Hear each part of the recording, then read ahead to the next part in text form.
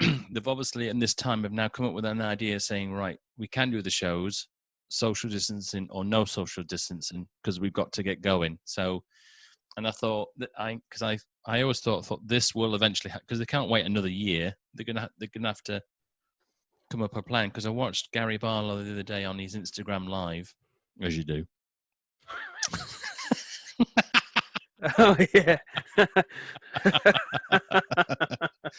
Yeah, he was personally ringing me. No, he wasn't.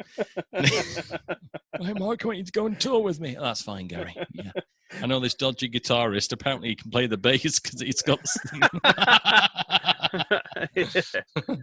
And he was saying on that. Well, I didn't watch it live, but it was a recorded one, and he was saying live that apparently the industry have been racking their brains to get shows back on the road, with or without social distancing, because they said they've got to get it sorted. So it looks like concerts will be a go next year, because I can't see why they would cancel them if they think they can sort it.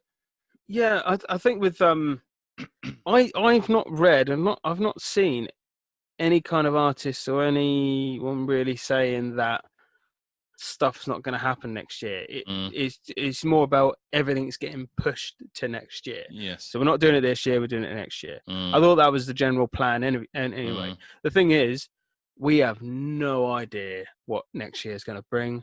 We don't even know what next month's going to bring, you know? In the UK, last week we all thought we were going back in lockdown or whenever it was.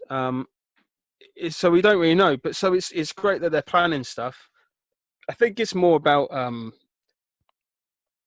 artists like Ollie Murs and Gary Barlow and stuff like that.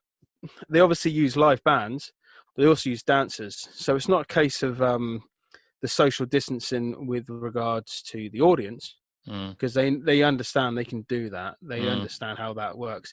It's how they're going to social distance everyone on stage as well, plus all the crew. And they might have to do what they're doing in sport, mightn't they? They might all have to have that rigorous, because a lot of sport now, aren't they? They're tested every 5 days, and then they tested when they turn up at the track. So they're going to have to do that. Yeah, they might do the same. Is that every day you go, you have to be tested, and then you wait, and then an hour later they say, or half an hour later they say, yeah, you're fine, and you can go in.